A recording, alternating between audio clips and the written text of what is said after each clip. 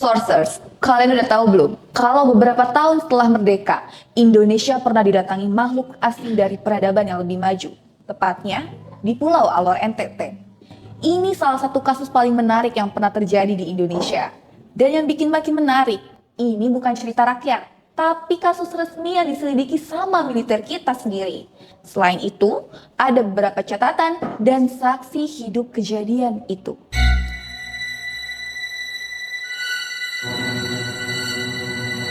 Jadi, ceritanya tahun 1959 di Pulau Alor NTT. Ada makhluk asing yang muncul, mereka kebal peluru, bisa lompat tinggi banget, punya teknologi canggih, bahkan sampai culik anak kecil. Dan polisi udah nembak pakai senjata otomatis, tapi nggak ada yang mempan.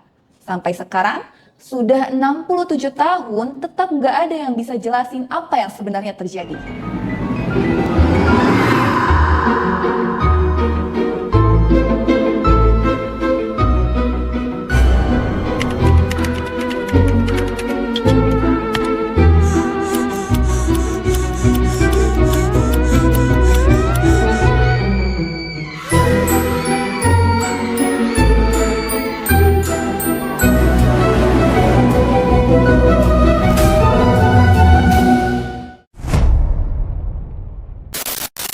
Hai Sourcers, selamat datang di channel Klik Source.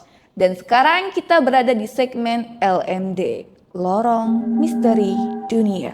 Segmen di mana kita bakal ngebahas dunia-dunia penuh misteri yang bikin bulu kuduk kita merinding. Di episode kali ini, kita bakal ngebahas kisah makhluk asing atau alien yang singgah di Pulau Alor NTT tahun 1959 lalu. Sebelum masuk ke ceritanya, kalian harus tahu dulu siapa yang nyelidikin kasus ini. Jadi, ada tokoh namanya Marsikal Muda TNI Jakob Salatun. Beliau ini bukan orang sembarangan. Beliau itu pendiri LAPAN alias Lembaga Penerbangan dan Antariksa Nasional. Basically, NASA-nya Indonesia gitu. Pak Salatun ini juga mantan Kepala Biro Penerbangan Angkatan Udara, peneliti roket, dan dijuluki sebagai Bapak UFO Indonesia. Beliau serius banget soal fenomena UFO, sampai nulis buku dan korespondensi sama Profesor J. Allen Hynek dari Amerika, yaitu seorang astronom terkenal yang bikin sistem klasifikasi penjumpaan UFO. Nah, kasus Pulau Alor ini dicatat sama Pak Salatun di 3 dokumen resmi, yaitu surat ke Profesor Hynek tahun 1977, buku beliau 1982, dan paper ceramah tahun 1999. Pada Juli 1959, Pulau Alor dan Pulau Pantar di NTT tiba-tiba heboh. Kenapa? Karena muncul sekelompok makhluk yang aneh banget. Pertama dari fisiknya. Tinggi mereka rata-rata 180 cm lebih, lumayan tinggi banget kan buat ukuran orang Indonesia tahun 50-an. Kulit mereka merah, rambut perak berombak, terus pakai seragam biru tua lengan panjang, sepatu hitam, dan di pinggangnya ada tongkat bentuk tabung dari logam. Yang paling aneh, bagian belakang kepala mereka lancip ke atas. Entah itu bentuk rambutnya, bajunya, atau emang bentuk kepala mereka. Nah, salah satu dari mereka pernah ketangkap sedang menyelidiki sesuatu di desa. Warga langsung curiga dan mulai ngepung makhluk tersebut. Bahkan, warga ada yang sampai melepas panah. Tapi yang bikin merinding Sourcers, panah-panah tadi pada memantul. Terus dia kabur dengan cara lompat tinggi banget, lewatin kepala orang-orang yang ngepung dia, terus hilang gitu aja tanpa jejak. Pernah juga warga mengalami teror di malam hari oleh makhluk tersebut. Jadi ada 6 makhluk ini yang mulai berkeliaran masuk ke perkampungan di Pulau Pantar. Salah satu makhluk ini kata warga, dia buka jendela rumah warga. Cuma buat ngintip ke dalam, lihat-lihat, terus pergi gitu aja. Serem gak tuh? Tengah malam, gelap, tiba-tiba jendela rumah kalian dibuka sama makhluk asing berambut perak. Nah, ada cerita lain yang lebih menarik, yaitu ada seorang petani yang lagi turun dari pohon enau.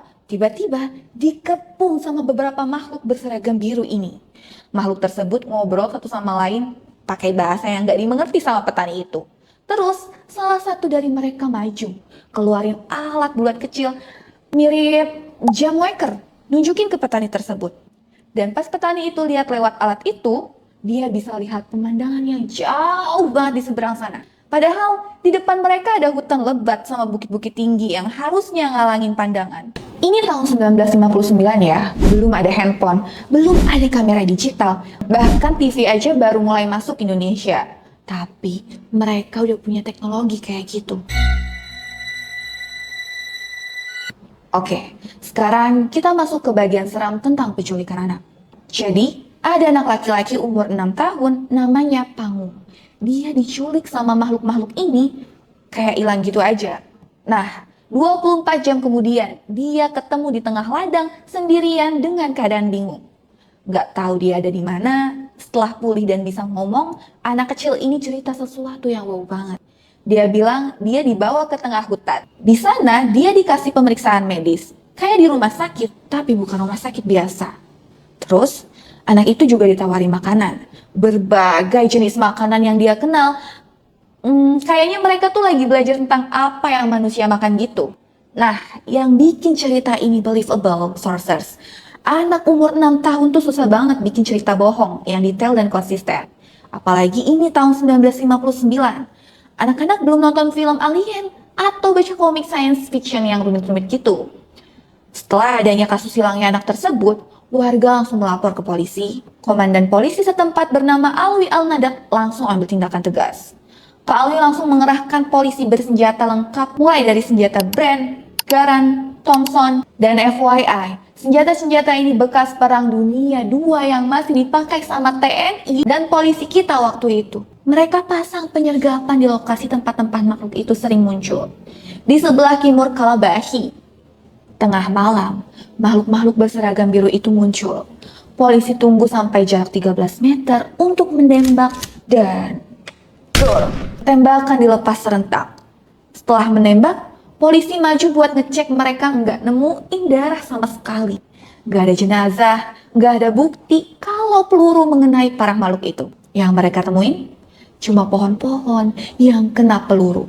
Dan ini bukti kalau senjata mereka berfungsi dengan baik. Mereka juga menemukan ada jejak telapak kaki cuma sampai 5 meter dari lokasi penembakan. Selebihnya gak ada jejak lagi. Kayak menghilang gitu aja. Atau mungkin terbang.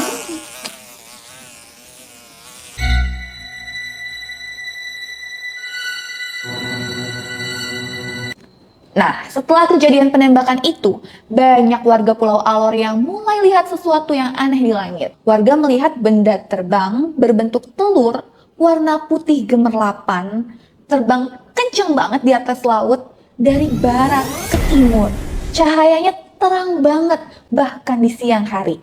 Dan sejak saat itu, makhluk-makhluk berseragam biru gak pernah kelihatan lagi. Hilang tanpa jejak. Kayaknya mereka dijemput sama UFO itu terus pergi deh. Yang menarik, pesawat berbentuk telur yang sama juga dilaporkan terlihat di Papua Nugini sekitar waktu yang sama. Tanggal 26 sampai 27 Juni 1959, sekitar seminggu sebelum kejadian di Alor, di mana ia bersama sekitar 25 warga lokal melihat UFO yang sama. Kasusnya disebut Boy Night Incident dalam buku yang ditulis pendeta Anglikan namanya William B. Gill, di mana ia bersama sekitar 25 warga lokal melihat UFO yang sama. Bentuk lonjong kayak telur, warna putih bersinar. Mereka bahkan sempat lambaian tangan ke makhluk-makhluk di UFO itu, dan dibalas lambaian balik. Papua Nugini itu cuma 1.800 km dari Pulau Alor. Apakah ini UFO yang sama? Apakah makhluk berseragam biru di Alor itu kru dari UFO yang sama? Jadi, apa yang sebenarnya terjadi di Pulau Alor Juli 1959? Mungkinkah mereka alien dari planet lain? Penjelajah dari dimensi lain?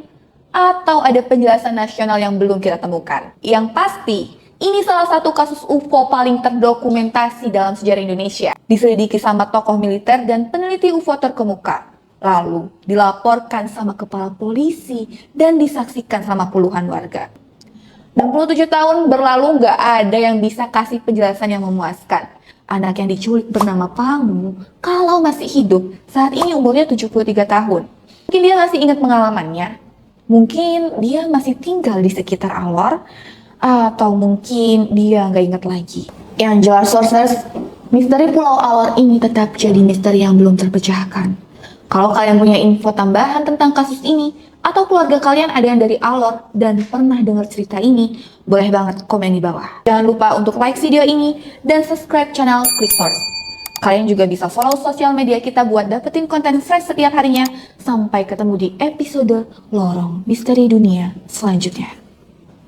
Sourcers, ada yang sedang menyiapkan acara dan masih bingung mencari snack yang enak, cantik, dan cocok untuk semua tamu? Dapur Mommy Mel menyediakan berbagai snack homemade untuk arisan, meeting kantor, hampers, dan berbagai momen spesial lainnya. Pilihan menunya beragam seperti pastel gurih, risol mayo yang creamy, kue sus lembut, pucuk ayu, lumpur surga hingga aneka bolu dan kue basah lainnya yang dibuat dengan bahan berkualitas. Bukan hanya soal rasa, Dapur Mommy Mel juga mengutamakan kebersihan, tampilan yang menarik serta harga yang tetap ramah di kantong. Dengan konsep homemade dan dibuat fresh setiap hari, setiap produk hadir dengan cita rasa rumahan yang hangat dan bikin rindu. Bagi yang sedang mencari snacks box atau sajian terbaik untuk acara penting, Dapur Mommy Mel bisa menjadi pilihan yang tepat. Dapur Mommy Mel, dari dapur kami untuk momen terbaik Anda. Untuk info pemesanan bisa kunjungi Instagram @dapur.mommymel.